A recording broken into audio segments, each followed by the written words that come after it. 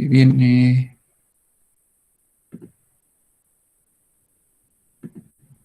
el día de hoy vamos a ver un tema muy importante que son las facultades de comprobación.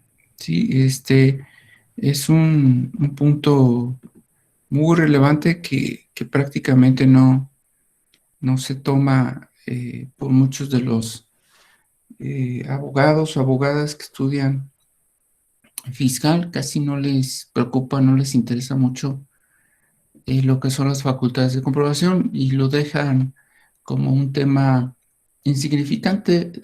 Por el contrario, es un tema súper importante, súper relevante en materia fiscal. Antes de iniciar con las facultades de comprobación, voy a hacer una recapitulación de qué es lo que el proceso previo a las facultades de comprobación, qué es lo que sucede antes de ellas, ¿no? Recuerden que antes de una facultad de comprobación, bueno, pues inicia con un ingreso o actividades económicas de los contribuyentes. Entonces, un contribuyente obtiene ingresos desde un peso hasta ahí en adelante.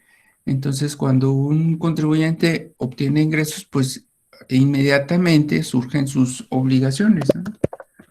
Esas obligaciones son fiscales. Obligaciones que es forzoso, es obligatorio, se debe de cumplir. Las obligaciones fiscales surgen o derivan del artículo 31, fracción cuarta de la Constitución, y son de dos tipos, las obligaciones denominadas fiscales, ¿verdad? Vamos a poner fiscales. Son de dos tipos que ya comentamos, que son las de fondo y que son las de forma. ¿Sí? La de fondo, pues es pagar impuestos. La, la, de, la de fondo, que normalmente incumplen las personas, incumplimos algunos contribuyentes. Y la de forma, bueno, pues son varias, ya los hemos enunciado previamente en otra sesión. Esas obligaciones principalmente son aquellas de inscribirse, es lo principal, llevar contabilidad,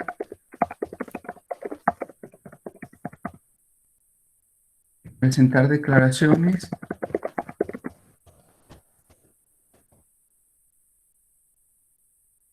y, bueno, pues esto conlleva a que nosotros tengamos todo en regla, ¿no? Lo voy a resumir así, todo en regla.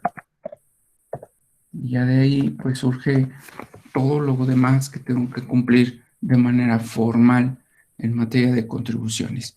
Entonces, ya también que realiza el contribuyente que obtiene ingresos, bueno, pues tiene que cumplir con esas obligaciones. Y con ello, bueno, pues va a estar al corriente. Ya quedamos que de toda esta parte que está aquí, a lo mejor si ustedes son abogadas o abogados, dicen, bueno, yo qué tengo que ver con esto, bueno, pues todos somos contribuyentes y todos debemos cumplir con estas obligaciones, independientemente de la actividad, ¿sí? Y como abogada y abogado, ¿por qué tengo que saber esto? Porque mis clientes van a tener litigios relacionados con estas actividades o con estos incumplimientos en su caso, en su momento determinado. Entonces, por ello es que es tan importante que se tengan que cumplir con estas formalidades, si así lo quieren ver, y pues está contenido en diversas disposiciones que vamos a ver más adelante. En primera instancia está en la Constitución, Ley de Ingresos de la Federación, y de ahí en las demás disposiciones tributarias como Ley del Impuesto sobre la Renta, Ley del IVA, Ley de Impuestos a Comercio Exterior, etcétera. Y pues ahí se van a contener esas obligaciones. La normal que se incumple, lo que no hacemos, pues es esta parte de acá. El no hacerlo, bueno, pues va a implicar el crédito fiscal, ya lo comentamos, esa va a ser la consecuencia, ¿no? Entonces, ya no lo hicimos.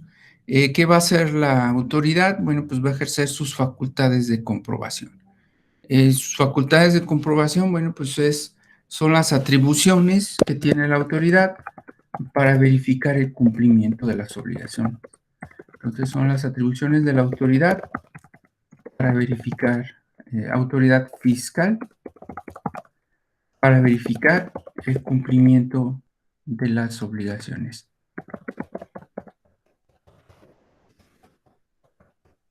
Fondo y de forma que ya comentamos. Entonces es la manera en que la autoridad se percata. Por ejemplo, en materia penal, ¿cómo se percata la autoridad que exista algún incumplimiento de las normas penales? Bueno, lo hace de dos formas. Cuando una persona presenta una denuncia, ¿sí? O querella al Ministerio Público, o bien se percata el particular o el Ministerio Público de manera espontánea de la comisión de un delito. Sí, entonces esas son las formas, o bien la agencia investigadora, una vez que se percata o que alguien le informa, realiza una investigación. E incluso el Ministerio Público pues llega a ir a domicilios a verificar que no haya objetos del delito.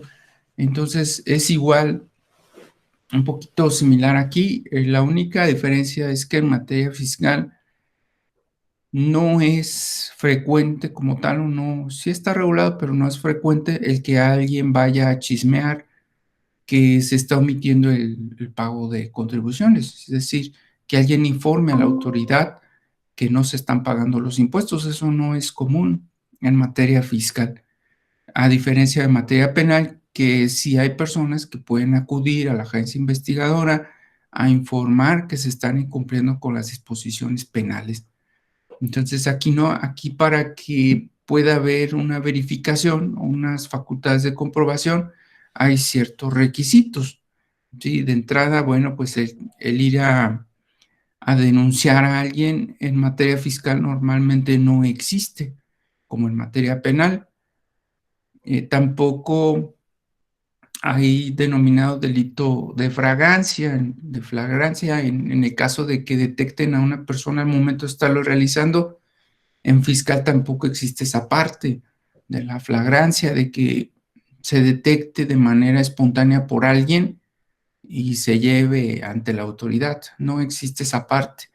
Normalmente la autoridad lo va a hacer por medio de las facultades de comprobación, y estas facultades de comprobación que vamos a ver el día de hoy, sí, que son bastantes, tienen ciertos requisitos, ¿sí? Tienen ciertos requisitos que hay que cumplir. Entonces, el requisito esencial de una facultad de comprobación es una orden. Ese es el requisito esencial, una orden. Esta orden no es de un juez, es una orden que emite una autoridad administrativa. En este caso, la fiscal. Es decir, no se requiere de un juez que le vayan a pedir que se autorice la ejecución de una facultad de comprobación. Sí ocurre en penal, en materia penal sí, para que los agentes investigadores acudan a un domicilio, es requisito indispensable que un juez autorice una orden para poder ingresar a un domicilio. Aquí no, aquí es una autoridad fiscal. ¿Quiénes son las autoridades fiscales que pueden emitir estos documentos? Bueno, pues es el Servicio de Administración Tributaria, es el IMSS y también el gobierno del estado, gobierno de los estados, porque hay varios estados, ¿verdad? Entonces, ellos son las autoridades que emiten las órdenes, lo hacen por medio de un área de auditoría. Sí, es lo más común. Estas autoridades, pero por medio de su área de auditoría.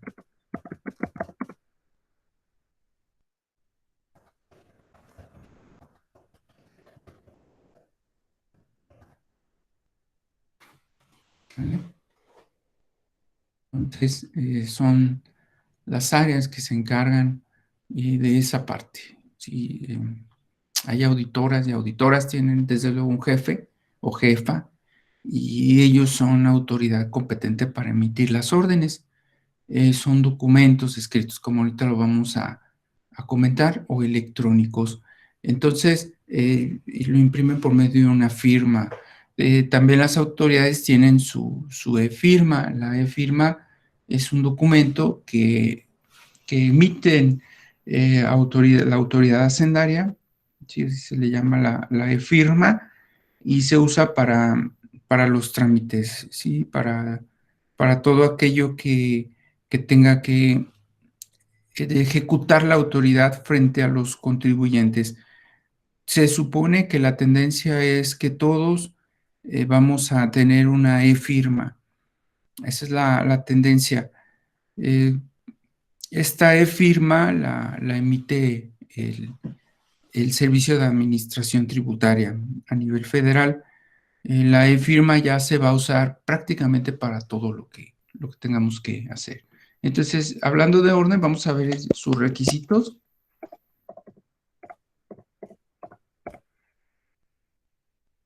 Y el principal, bueno, pues es escrita o electrónica. Escrita, la voy a poner aparte. Electrónica. Y cuando sea electrónica, entonces va a ser por medio de la e-firma. Emite el Servicio de Administración Tributaria. Sí, la e-firma, bueno, pues es un trámite que nosotros tenemos que hacer ante el Servicio de Administración Tributaria. Antes se le conocía más como, primero se le llamó FEA, Firma Electrónica Avanzada, luego le pusieron FIEL, y ahora ya se está trabajando con el término de e-firma. Antes se llamaba firma electrónica, ¿sí? Y, o sea, ha tenido varias denominaciones. Entonces, cualquier contribuyente, cualquier persona física o moral, debe tener este documento. Su trámite, estos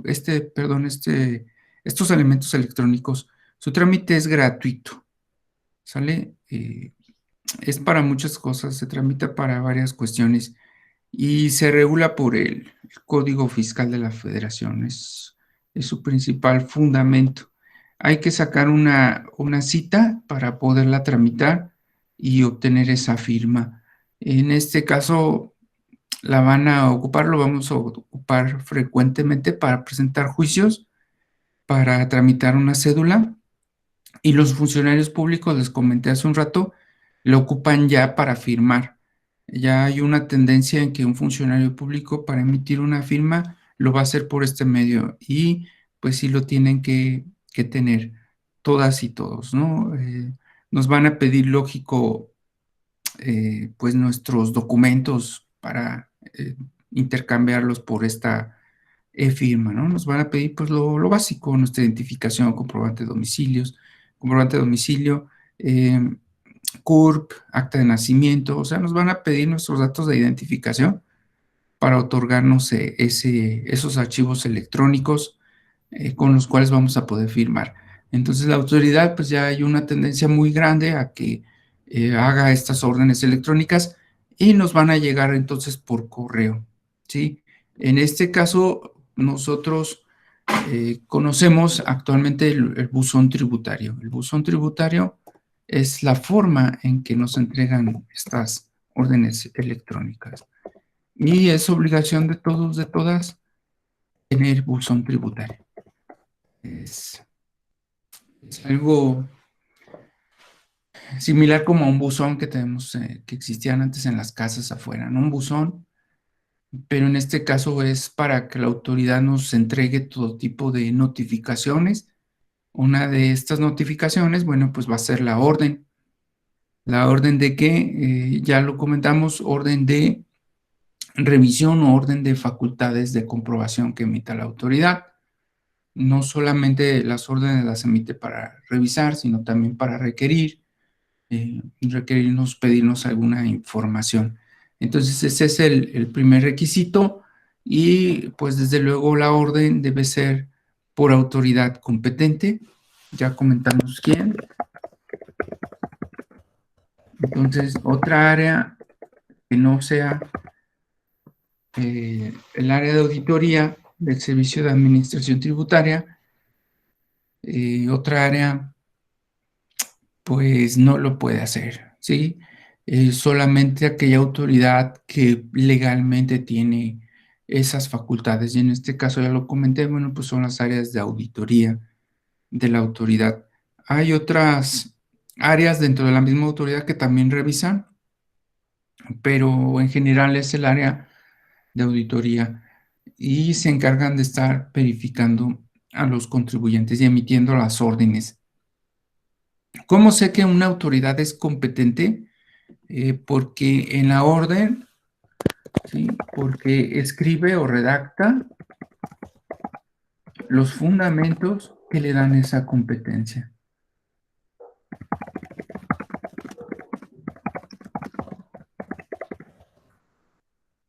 Por eso me doy cuenta de que es una autoridad competente, ¿sí? Entonces, si no escribe los artículos o no están los artículos correctos, bueno, pues entonces va a haber una omisión por parte de la autoridad y voy a presentar una demanda para impugnar el hecho de que la autoridad no sea competente.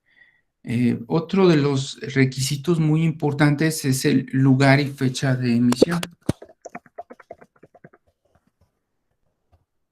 Normalmente lo tienen en el encabezado superior derecho, viene el lugar y fecha en que se emite esa orden. La autoridad cuida mucho estos requisitos, ¿eh? No crean que yo se los pongo a ustedes, pero normalmente la autoridad los cuida. Es decir, la autoridad está al pendiente de que se contengan todos estos requisitos. Otro más, bueno, pues es la persona que se va a revisar.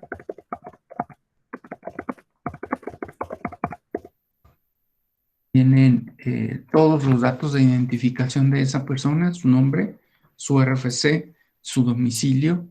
Entonces vienen también los datos de la persona. Hay ocasiones en que se omite en materia en materia de comercio exterior, se puede omitir cuando no se conozca al dueño de las mercancías, por ejemplo, o también en fiscal, si está, por ejemplo, un restaurante que está funcionando, no está dado de alta, no se conoce la persona que está, porque no se ha inscrito. Entonces, cuando la autoridad desconoce los datos de la persona a la que se va a buscar, entonces puede omitirlos o llenarlos en ese momento. Incluso algunas autoridades cargan con su computadora, su impresora, y en ese momento pueden emitir las órdenes, firmarlas y pues hacerlo de manera correcta, ¿no? Y traer los datos escritos al momento de emitir la orden. Normalmente muchas autoridades ya traen las órdenes hechas, elaboradas, y otras las hacen en el momento. Cualquiera de las dos formas es correcta, ¿sí? Siempre y cuando esté firmada la orden por una autoridad competente. Los cambios que están dando nuestra sociedad pues va a implicar que imperen las revisiones electrónicas, es decir, la orden por medios electrónicos. Eso es lo más completo, lo más correcto y lo más frecuente que va a existir el año entrante, en próximos años, que ya la autoridad no se tenga que desplazar de sus oficinas y acuda a nuestro domicilio con la finalidad de verificar, ya no lo va a hacer, simple y sencillamente lo va a practicar por medios electrónicos sin que conozcamos a la autoridad que se está desempeñando, desenvolviendo en estas facultades de comprobación. Físicamente ya no. Entonces el contacto físico entre el contribuyente y la autoridad va a ser mínimo, cada vez más mínimo va a ser el contacto físico entre autoridad y contribuyente. Entonces, ya que está el dato de las personas, bueno, es muy importante, se va a expresar el lugar o lugares donde se va a desarrollar esa revisión.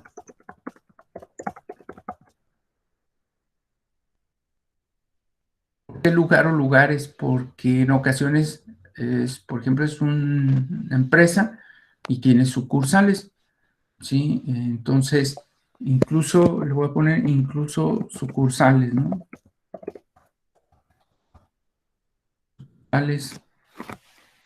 Porque pues puede tener varios establecimientos. Cuando son negocios que tienen mm, locales en toda la República o en varias partes de la República, los revisan o los auditan oficinas centrales del Servicio de Administración Tributaria de la autoridad, es decir, los auditan desde los más altos rangos de las autoridades fiscales, ya que ellos tienen o abarcan en su competencia facultad para auditar en toda la República Mexicana. Por ejemplo, una autoridad de Guanajuato, pues nada más su circunscripción territorial va a abarcar el estado nada más, pero si ese negocio tiene otros fuera, pues la autoridad va a solicitar a otras que auditen esos otros locales, o bien lo va a ejecutar la autoridad central que tiene facultades en toda la República Mexicana. Entonces, eso va a contener también la orden. Va a tener o va a contener también los nombres de los visitadores.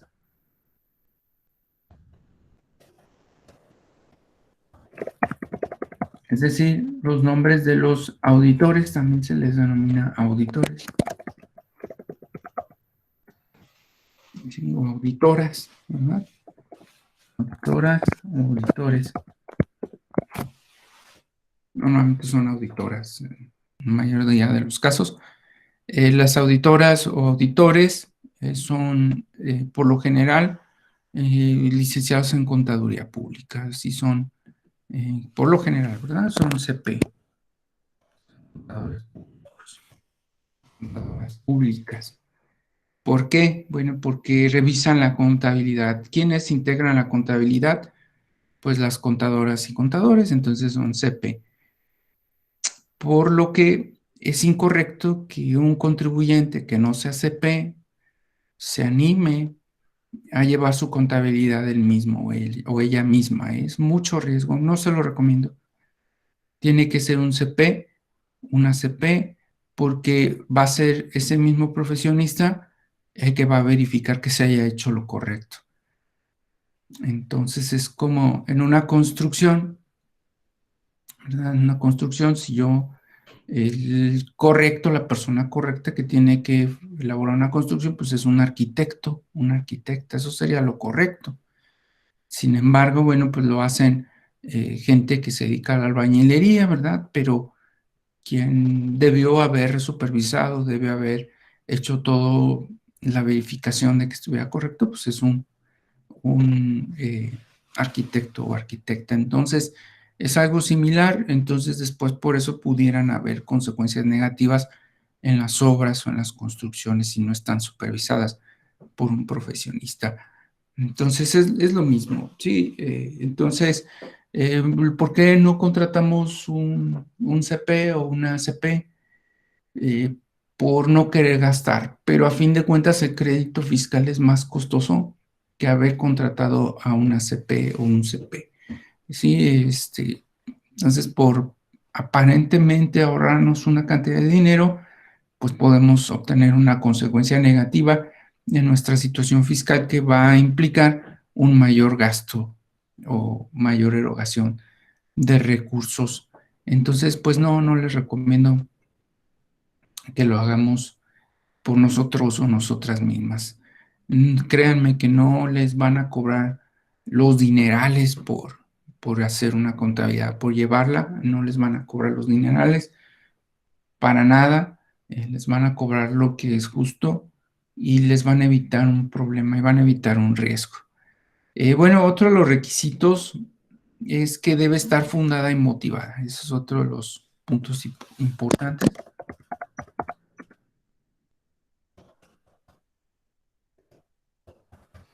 Es decir, debe contener los artículos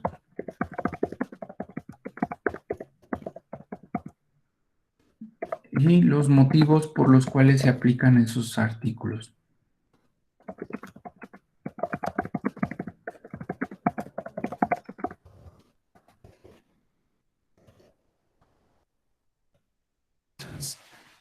Fundada y motivada. Cuando nosotros hacemos una demanda fiscal e impugnamos una orden, normalmente alegamos esto, que no está fundada y motivada, que no tiene todos los artículos. Hay diferentes situaciones que se pueden dar con la fundamentación. Es carente fundamentación, carente, es decir, no tiene fundamentos, son insuficientes, sí tiene, pero no son todos, ¿sí? O bien los fundamentos son contrarios, ¿no? Se ponen unos por otros. Que es lo que me ha tocado más frecuente, es que le falten y que pongan unos por otros. Se equivoquen, en lugar de poner el artículo 15, ponen el artículo 10 o viceversa, ¿no? Es lo que normalmente me encuentro cuando reviso una orden. Y pues la orden la tengo que leer como abogado, como abogada la tengo que leer muy detenidamente, muy detalladamente, y tengo que revisar cada uno de los artículos que vienen en ella. Y los tengo que leer todos. En ocasiones vienen, y no solo los artículos, también las disposiciones jurídicas que vienen ahí. En ocasiones esto en la orden es toda una hoja de fundamentos. Me llevo tiempo en revisarlos y leer todas y cada una de las disposiciones jurídicas que contienen. Por ejemplo, vienen del Código Fiscal, viene la Constitución, desde luego, vienen los fundamentos de las leyes orgánicas o reglamentos orgánicos de las autoridades.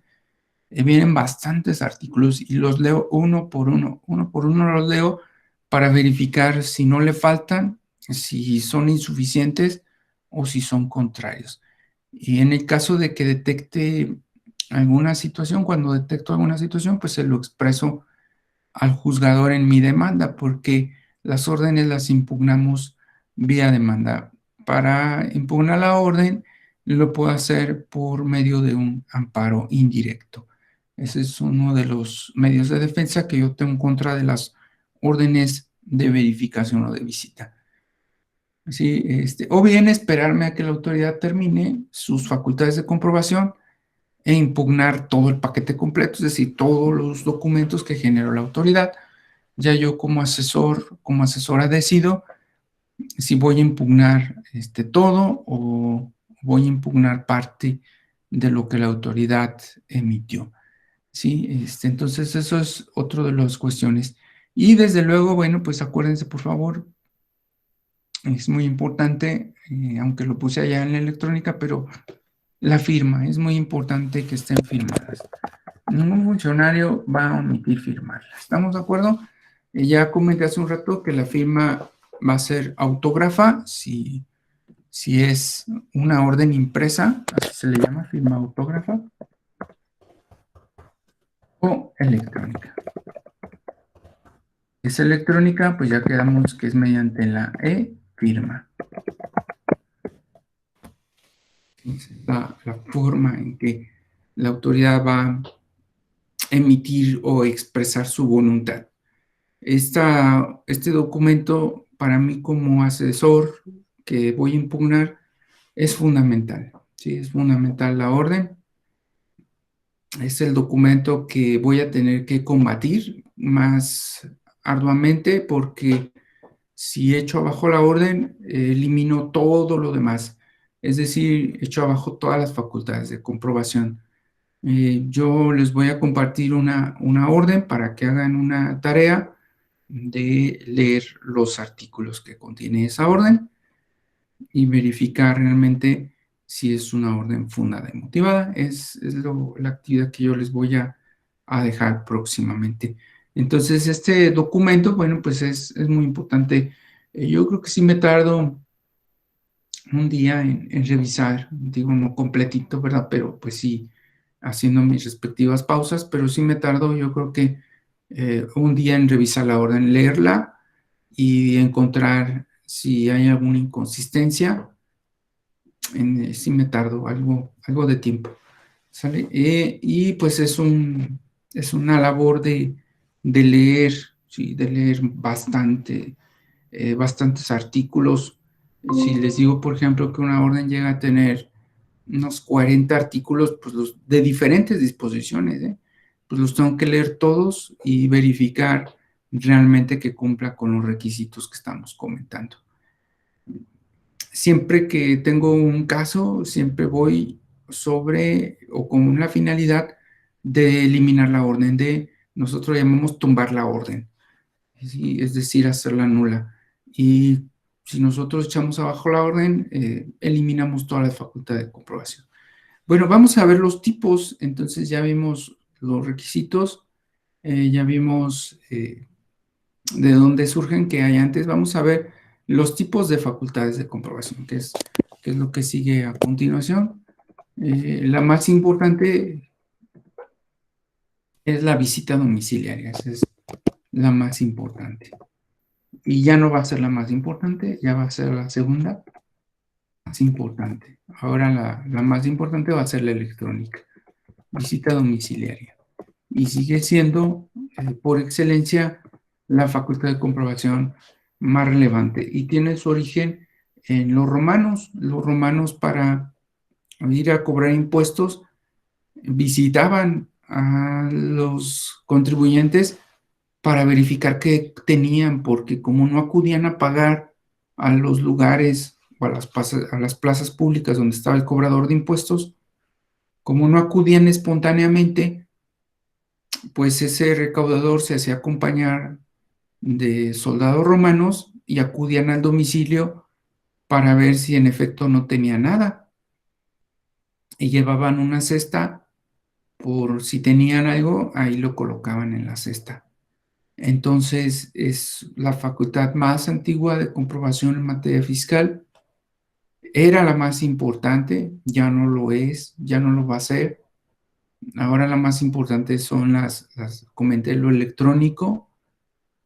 Hay una tendencia al que el dinero ya no sea en papel todavía, pero hay una tendencia de países que ya tienen limitado el uso del papel moneda, ya todo es por medio de tarjetas, transferencias electrónicas, y eso es lo que se busca en nuestro país también, y con ello pues se va a evitar el uso del efectivo y va a haber un mayor control. No va a ser tan fácil tan pronto, y al inicio va a generar reacciones negativas de las personas, porque en los países en que ya todo es electrónico, sí ha habido reacciones negativas por parte de los ciudadanos, pero bueno, pues eso es lo fundamental, ¿no? El hecho de usar efectivo genera desafortunadamente actividades ilícitas, que conocemos nosotros como lavado de dinero. Sí, y con las facultades electrónicas o con el dinero electrónico se disminuye o hay más control en el uso del dinero. Entonces, lo primero que se requiere para una visita domiciliaria, pues ya lo comentamos, es la orden. Entonces, se requiere orden. Es lo primero, la orden de visita. Como su nombre lo dice, va a ser en el domicilio fiscal, ¿verdad? Y ya quedamos incluso en las sucursales. Entonces, o sucursales. ¿Vale? Entonces, se requiere una orden en el domicilio fiscal o en las sucursales. Incluso en la vía pública también, si gustan, lo pongo, que no es muy común, porque es mucho riesgo para las autoridades. Ha habido ocasiones en que les las agreden físicamente. Han desaparecido autoridades que iban en su vehículo a ejercer facultades de comprobación y ya no los han localizado, entonces es mucho riesgo y por ello yo creo que también van a desaparecer las visitas. Sí, entonces esto es uno de los requisitos. Entonces se requiere una orden. Después de la orden va a haber un citatorio en el caso de que el contribuyente no esté, en caso de que no se localice,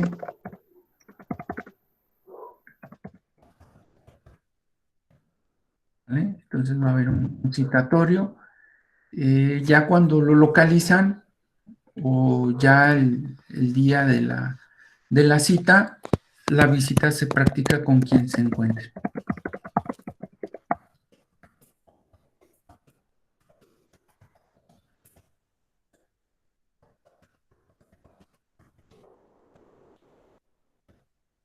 Quien se encuentre.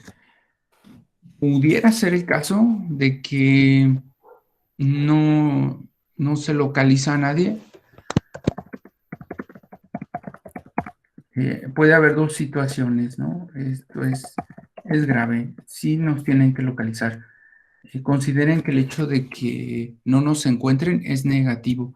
Si nos encuentran no pasa nada porque tenemos nosotros oportunidad de demostrar a la autoridad que estamos bien o presentar nuestras instancias, nuestros medios de defensa. El hecho de que no nos localice es grave. Pueden ocurrir dos cosas. Nos notifica por estrados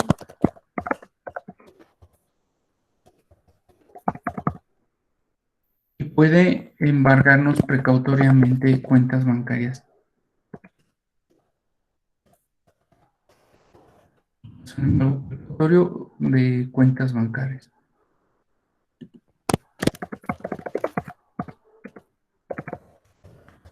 Entonces es mejor que nos localice, ¿sí? No, no crean que el hecho de ocultarnos es un beneficio.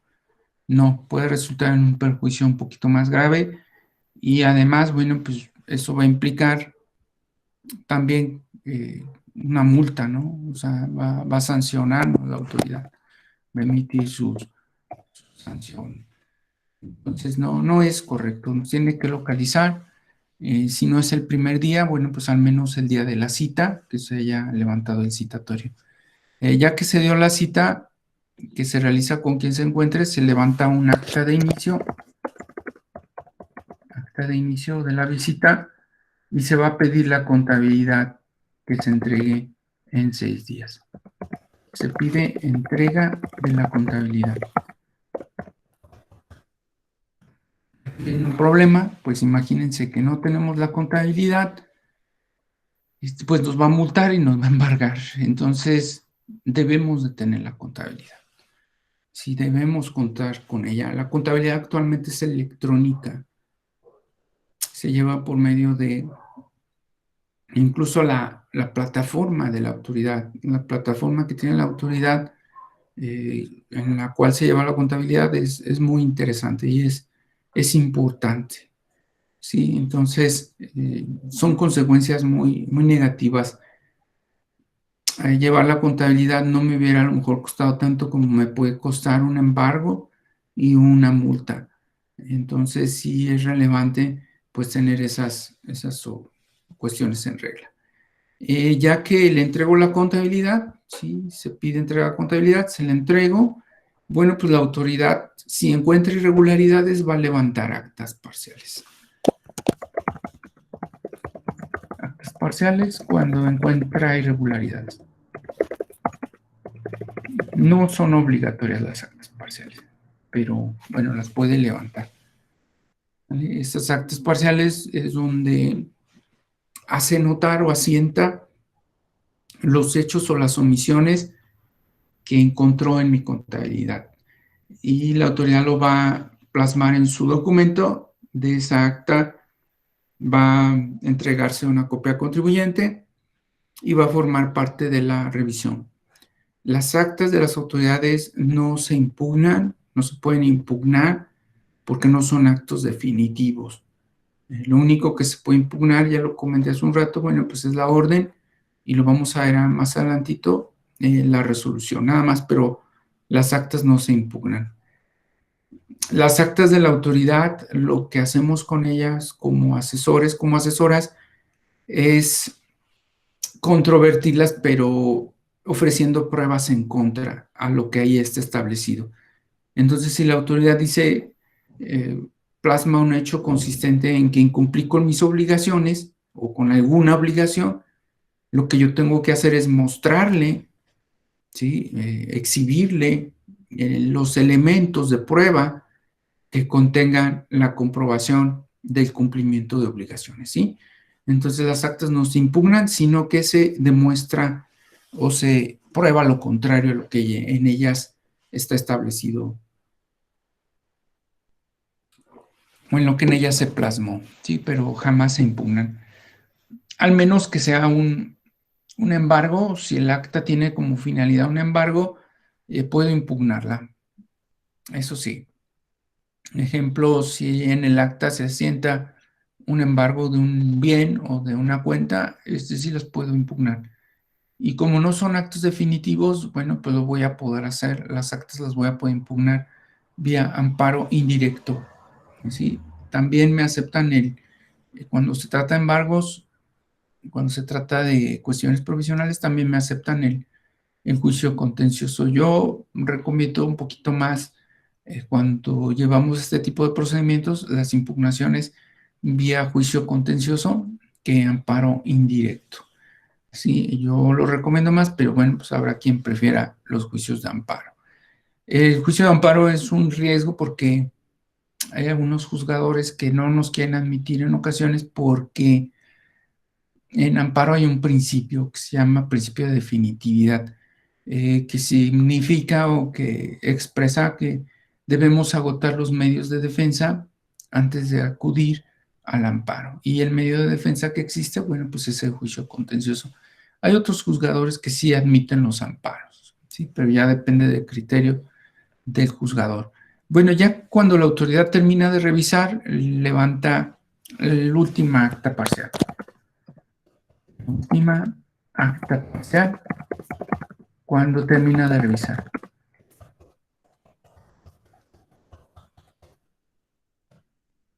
Le va a levantar su acta parcial.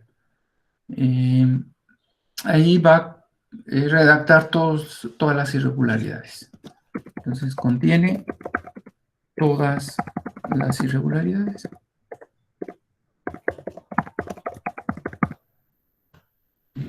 Lo va a contener la autoridad. Y va a expresar todo lo que encontró mal de nuestra contabilidad. Lo va a hacer constar en esta acta. ¿Todo para qué? Bueno, pues para otorgarnos una garantía de audiencia.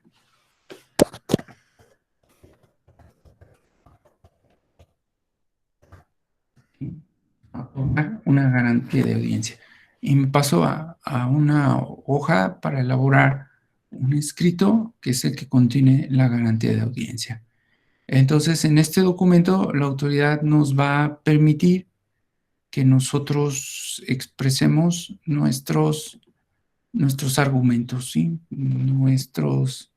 Lo que la autoridad considere. Sí, vamos a abrir un nuevo documento, permítame.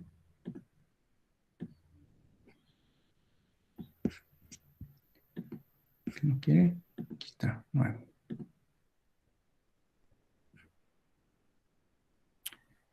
Y pues ese documento va a contener lo que yo les comenté hace un rato, va a contener nuestros argumentos en contra de lo plasmado en las actas. Desafortunadamente para nosotros, bueno, pues estos documentos los elaboran los contadores o contadoras. Lo ideal es que pues nos contrataran a los asesores o asesoras, abogadas o abogados para elaborarlo, pero no normalmente eh, lo elaboran los CP, las CP, ¿no? Entonces lo primero que le pongo yo al documento es el número de expediente. Perdón el asunto. el asunto, se presenta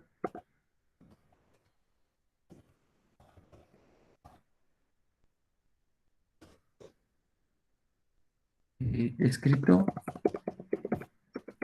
con argumentos.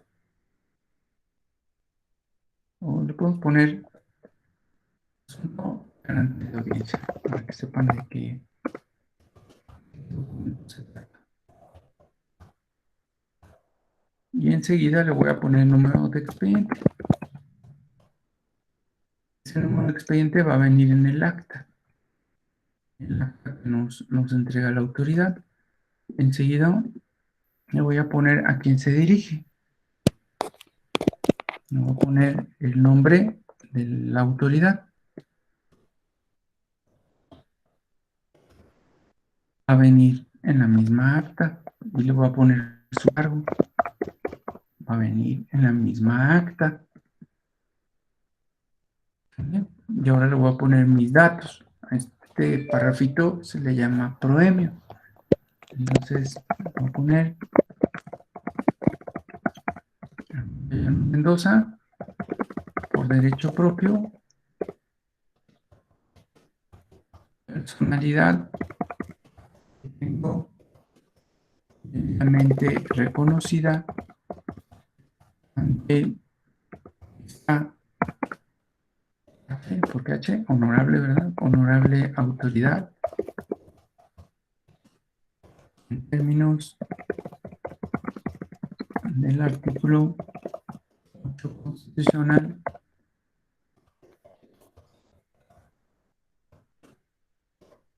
y en ejercicio de mi garantía de audiencia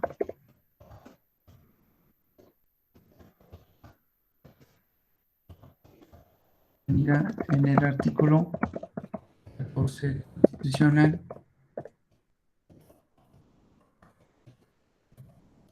Ustedes con el debido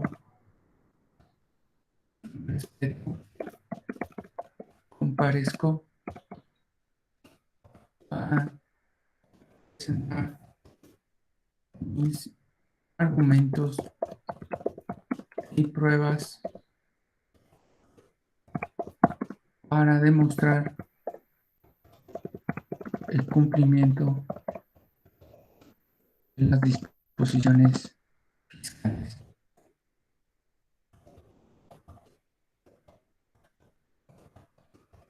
En términos,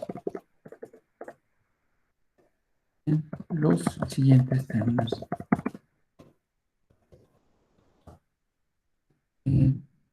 Puedo poner aquí el domicilio fiscal, el RFC, lo puedo poner. Entonces le voy a poner aquí un capítulo de datos.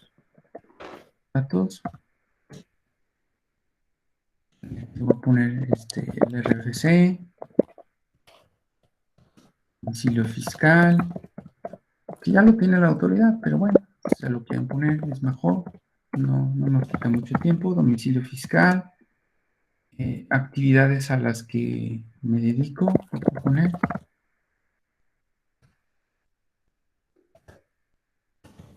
Actividades. Voy a poner otros datos de identificación mío, ¿no?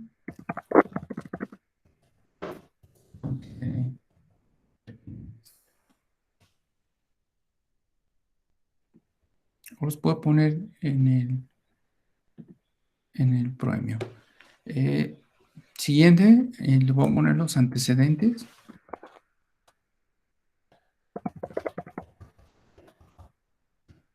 Voy a poner forma de capítulos. Primero,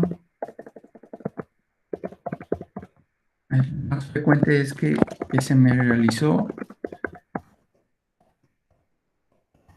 una auditoría, amparo de la orden, ¿verdad?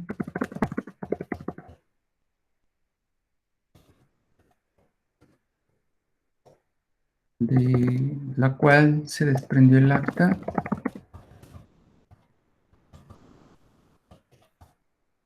de fecha tal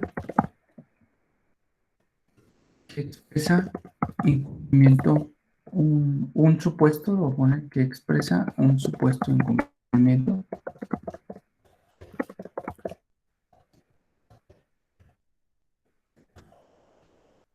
de las obligaciones fiscales. A continuación, se demostrará lo contrario. Normalmente los contribuyentes no entregan este escrito porque si no lo entregan no pasa nada, simplemente continúa el procedimiento. No lo entregan porque sí cometieron los hechos que plasma la autoridad. Yo entrego este escrito es porque le puedo demostrar a la autoridad lo contrario, pero si no lo puedo hacer, lógico, no lo voy a presentar. ¿Sí? Entonces, ya aquí el siguiente capítulo pues va a ser contradecir o contravenir lo que expresó la autoridad. Voy a poder redactar varios antecedentes dependiendo del asunto, dependiendo de lo que se trate. A lo mejor si la situación es que me están dejando sin efectos o no me toman en cuenta un contrato, pues a lo mejor aquí decirle que sí se celebró el contrato, expresar cuándo se dio, adjuntarlo, o sea, depende de las...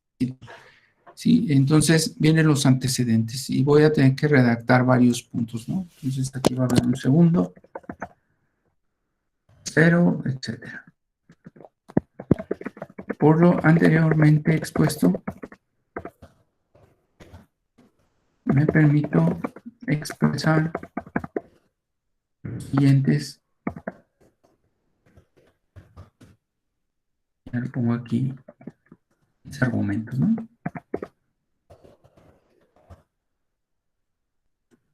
Argumentar, un argumento es un silogismo.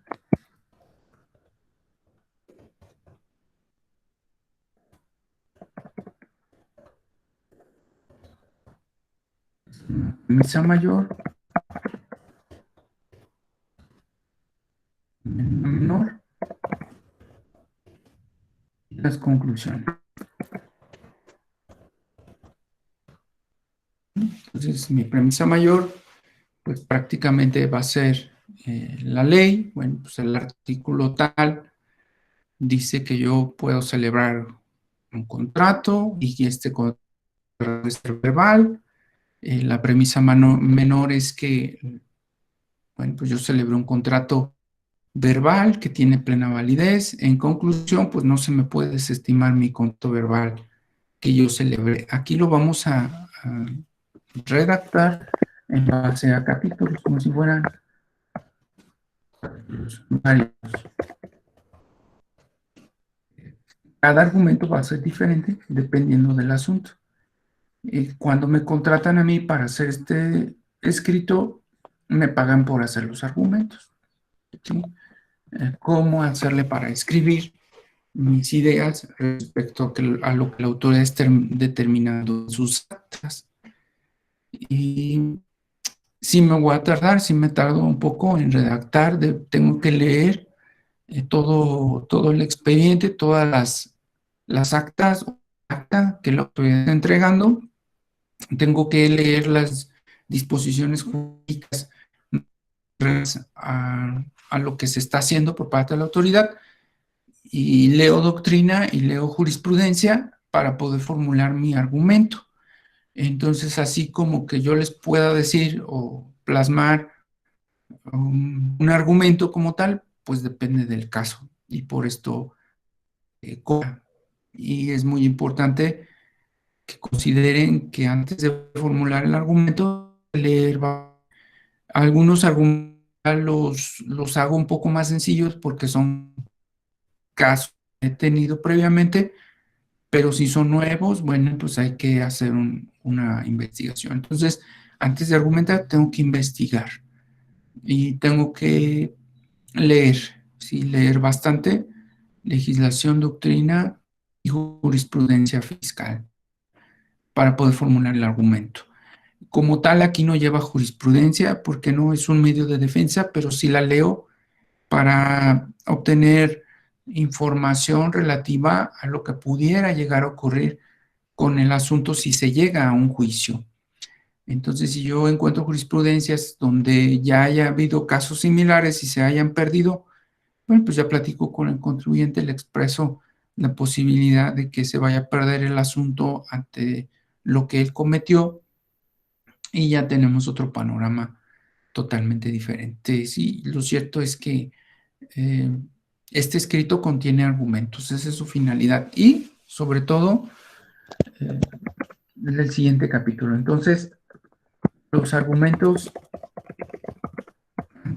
expresados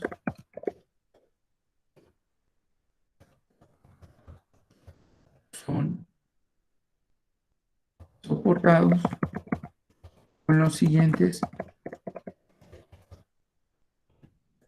Le pongo el otro capítulo que es muy importante.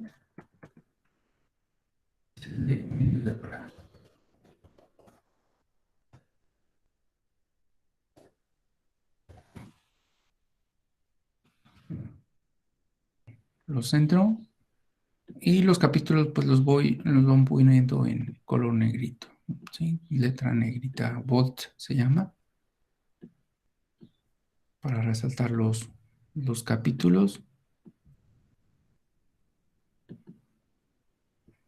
Esto también lo pongo en negritas. Esto también. Y mi nombre. En ocasiones lo entregamos sin esto, bueno, pues un poquito más de vista, ¿no? Diferente. Y esto es lo más importante. El que afirma tiene que probar. Ese es un principio básico. En materia laboral, la carga de la prueba la tiene el patrón. En materia penal, la parte acusadora es quien tiene la carga de la prueba. En materia fiscal, el que afirma tiene que probar. Entonces, si yo afirmo que todo lo hice bien, de manera correcta, lo tengo que probar. Entonces, este es el capítulo más importante, ¿eh? Pudiéramos decir que los argumentos son buenos y hay que redactarlos, pero yo realmente no voy a ganar con argumentos. Ante una autoridad fiscal no voy a tener una resolución favorable mediante argumentos, lo tengo que hacer mediante medios de prueba. Entonces, las pruebas que yo voy a agregar aquí van a ser de diferentes tipos, ¿no? La principal es la documental. Y las voy a ir enumerando.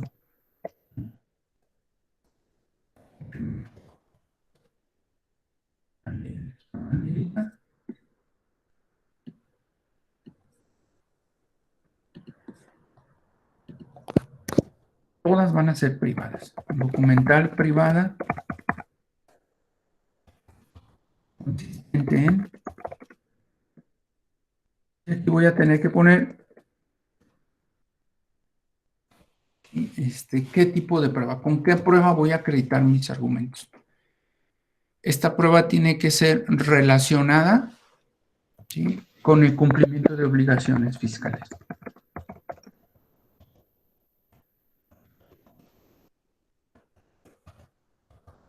¿Cómo se prueba el cumplimiento de mis obligaciones fiscales? Con el pago, ¿verdad?, ¿sí?, con el contrato, con el comprobante, etcétera.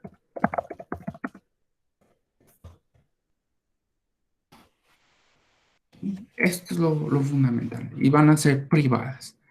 Si fuera un contrato notariado, pues va a ser una documental pública, una acta constitutiva o un documento notarial. Entonces, documental pública, ¿sí? Y aquí va a venir el documento notarial.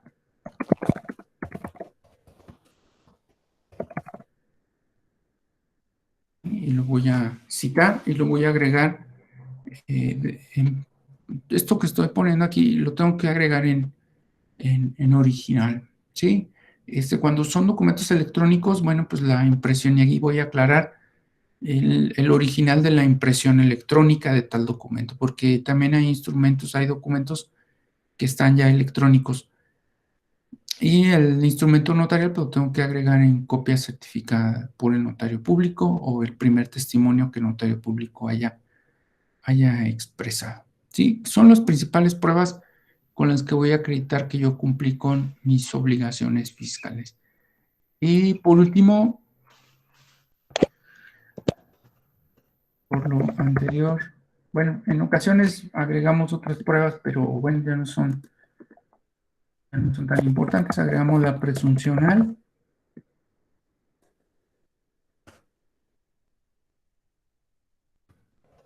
doble aspecto legal y humana, en todo lo que favorezca.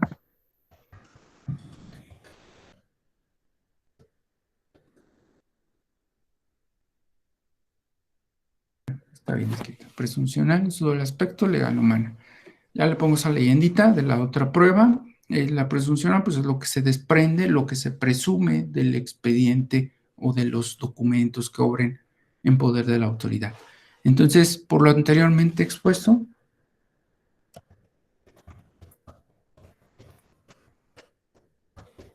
ustedes atentamente solicito ya lo que les pido. Igual en capítulos, segundo y tercero. Le pongo en términos del presente escrito,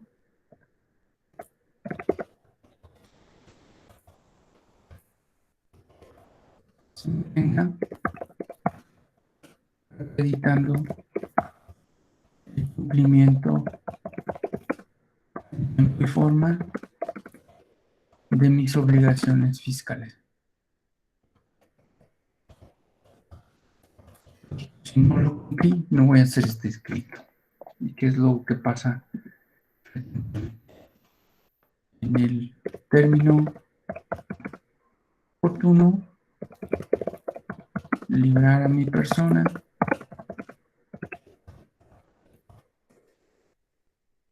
de cualquier responsabilidad fiscal.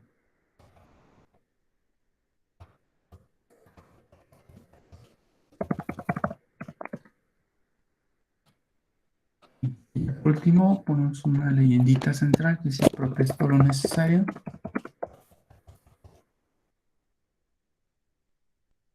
Y lugar, fecha.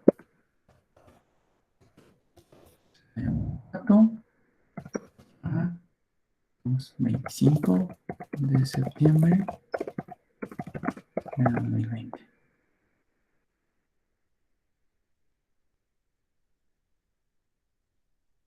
Firma, si lo vamos a presentar por medios electrónicos, va a ir firma electrónica. ¿De acuerdo? Entonces aquí el nombre. ¿Vale? Aquí me iría firma si este documento lo presentamos por medio de la plataforma de la autoridad. Si fuera físico, bueno, pues sí lo vamos a imprimir. Bueno, lo voy a guardar y se los comparto.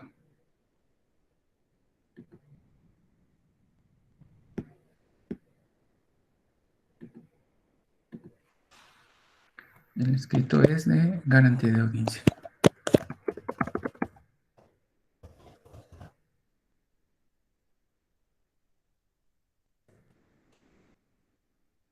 Pues no me tardo tanto, me voy a tardar en los argumentos. Si tengo pruebas, pues es lo de menos, los argumentos, ¿sale?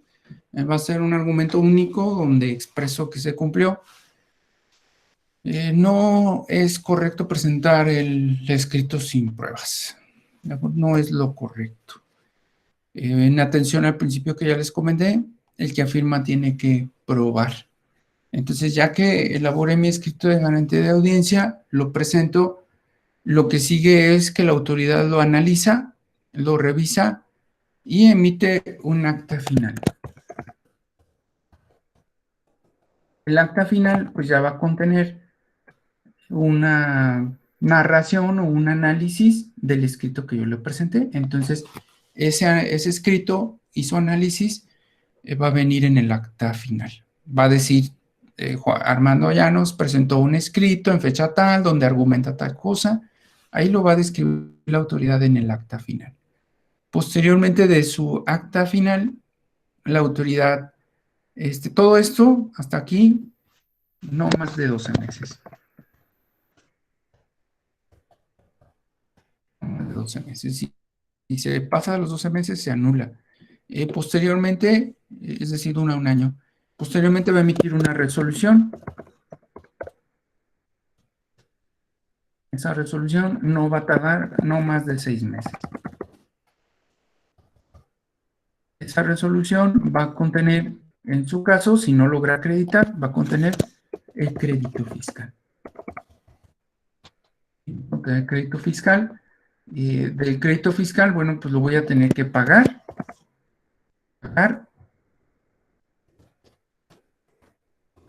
o bien tengo que garantizarlo, si voy a impugnar, garantizar, y lo voy a hacer, voy a tener que garantizarlo. Normalmente se hace por medio de una, puede ser una fianza y puede ser un embargo.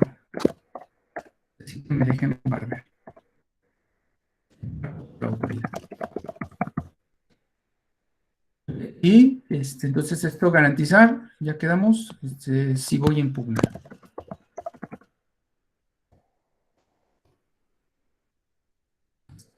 Pues los medios de defensa son recurso,